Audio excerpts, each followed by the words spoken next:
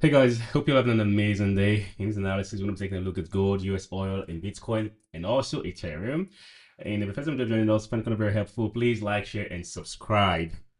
Also, if you want to learn how to trade like a professional forex trader or analyze the market like we do here on NFX Hub, then I strongly recommend that you join our mentorship program at nfxhub.com. All links are going to be in the description below, and stay connected with us in our Discord community. All right, with that said, let's get started. So for today's analysis, we're going to start with Bitcoin. And I chose to start with Bitcoin because there's been a lot of buzz around Bitcoin. A lot of people have been really uptight and trying to figure out what's happening with the markets. And yeah, as you all know, my stance has been bullish for as long as ever. So I'm still going to show you guys the general overview of what is happening in the market, and then we will take it up from there. So here on the screen, we have the chart of BTC-USD, and this is one of my long-term charts, and I did this more to illustrate the entire dynamics of the market. So for a long period of time, we've been in a strong market accumulation phase, which I always say that we've not even seen the bull run. We've not started to even see any parabolic movement or any aggressive, bullish rally. All we've been experiencing has been a period of accumulation and has been consistent. We can see it in this channel. It's been an uptrend for quite a long time. And then we saw the recent dump. That was what happened in last November, December, where we had that, that's US crash. And we saw that when the market was shut down. And the effect was really strong in the market. So right now we're in recovery phase, and actually I anticipated this. I said that in one of my analysis way back earlier, where I said we could see this as a manipulation flush. It doesn't mean that the market or the bull run has ended. It's simply a manipulation flush. Now, most people in the past always expect us to see, a 3 year, a 2 years rally or 1.5 year rally, following the halving effect. But then we didn't see that in this cycle. Unlike the previous cycle, we didn't see that in this current cycle. This cycle, we've been still in accumulation phase. We've not experienced a rally yet, and there's been a delay in a rally. And that's why I believe that the first quarter, probably the first and second quarter of 2026, would conclude that delayed rally. And that's what I'm seeing here, and that's why I'm giving guys this view. So we had a scenario 2 played out, the manipulation flush. To confirm the scenario 2, we need to break above this level 105.758. I'm going to change the chart very soon, but just follow up with this. So if we get this break above there, then I'm looking towards a possible parabolic run to 185k. This should happen between February and March. And after that, we should see the parabolic, banana rally. So that should give us that strong banana rally, and we could get that as high as 332k. If everything that is in the pipeline for cryptocurrency this year plays out, then we should see massive gains in the crypto market. So I'm going to change this chat now, and I'll show you guys something in the lower time frame. Before we get to this, I'll show you guys this first. Yeah, so we have this chart here, and this is my also weekly view chart on Bitcoin. And when you look at this chart, you can see something that's happening right now.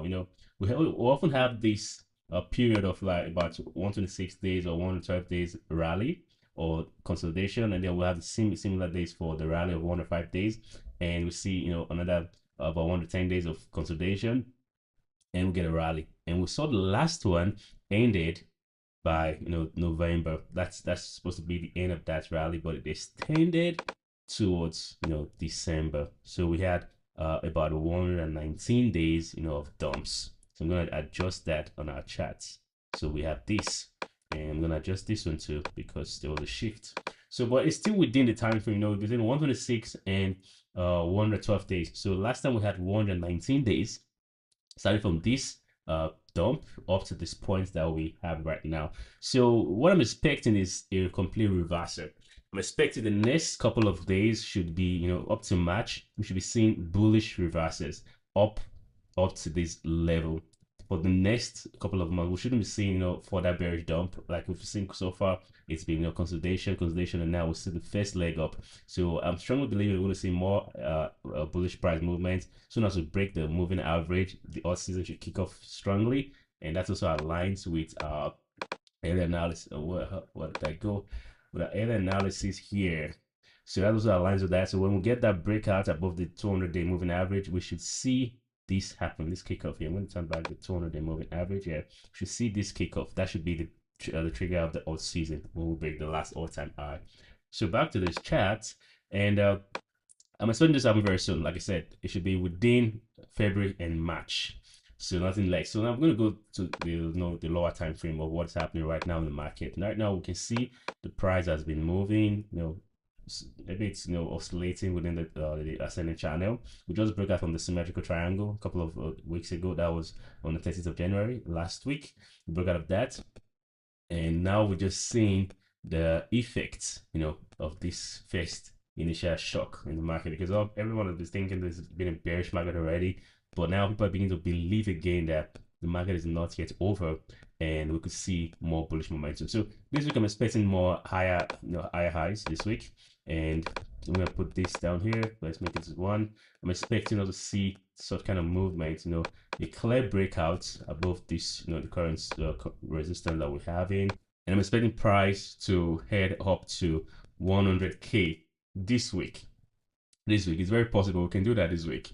So if we can get that, then a possible shock could take the price back down, but I don't think we should get anything lower than this right now. We're currently around 38.2% Fibonacci retracement level, and I think when we get to the 50% Fibonacci retracement level, that's about 100k, then we could see a further correction, but then we won't drop so hard. I don't think we're going to drop so hard, but it's Bitcoin, anything can happen. We could get a flash drop, but I don't think that's going to be the case, because we have this very strong support here. So when price gets to this point, I expect us to probably test this as a support, 97k, and continue with the trend, because I think the bull run is still on, and we're going to see a lot of more positive price movement in the market. So that's it for Bitcoin, and that's all I'm going to share about Bitcoin. Next, we're going to talk about Ethereum.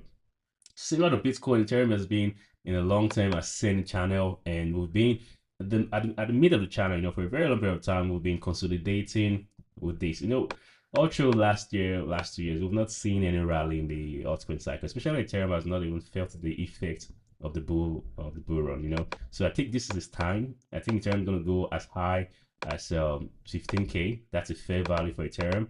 We should see price go as high as 15k. And right now we have this long symmetrical triangle which is breaking out soon. And last week I think we tested the 200-day moving average, if I'm not mistaken. Okay, we didn't test it, but we're very close. We're very close. So now we are currently here, and I strongly think we should see price test this 200-day moving average and break through it. We should go back towards 4k for a start this week. So this week there's a lot of great things coming up this week, and we've seen a lot of ETF influx across Ethereum and Bitcoin. Those are signaling strong institutional investment, institutional return, more stronger capitals come back into the market. So that's a good thing. It's a good sign that better days are ahead for us in the crypto sector. And I think I saw every other altcoin are going to do really good. Whenever Ethereum is moving, altcoins, they move alongside. So this is going to be a great week. I'm looking towards it, and I'm really anticipating it. I'm looking forward. Market's going to give to us on Monday and to Wednesday. We'll see how that goes. All right, that's all for Ethereum. Next, we're going to touch is gold. Now, gold has also been in a very strong ascending channel. That's what you can see here. So there's no it's already written there. So this is our major ascending channel, and this started from the last time we made that double top all-time highs, and now we've broken that already. But since then we've been ascending, and it's been very bullish market structure for gold.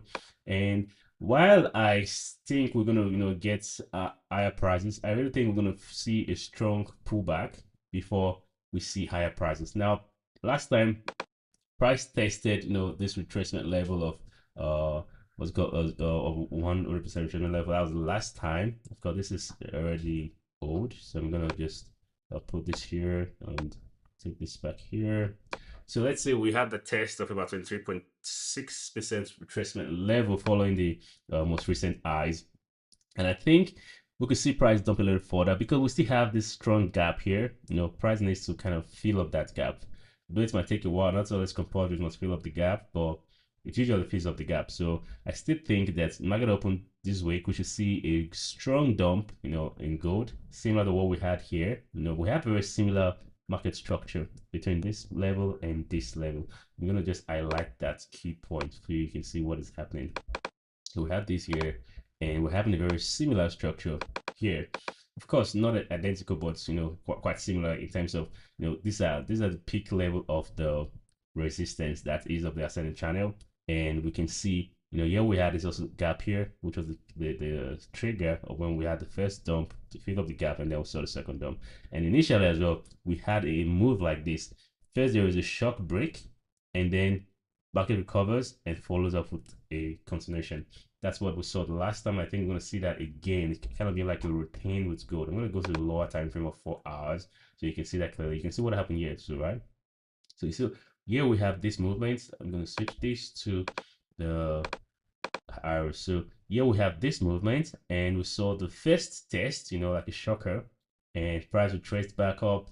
That was also on a Saturday on the weekend, and the following Monday we saw this price movement happen, and the continuation. So I'm expecting we could see the same thing. We already had this shocker where price tested this support level, and then now we are likely going to see that correct continuation following up on Monday market open. So overall, I'm still long-term bullish on gold because there's still a lot of geopolitical tension and a lot of things that are cause more risk-haven asset to be sought for. But for now, I expect that we should see a short-term correction. Gold could likely dump down to probably this is the level I'm looking at, 44.20. And if we get to this level, then we could see a more stronger bullish return. So that's it for gold, and that's my view. And lastly, US oil. So US oil is my favorite pair, one of my favorite pair, I would say. And of course, overall, long term, the oil market is still bearish.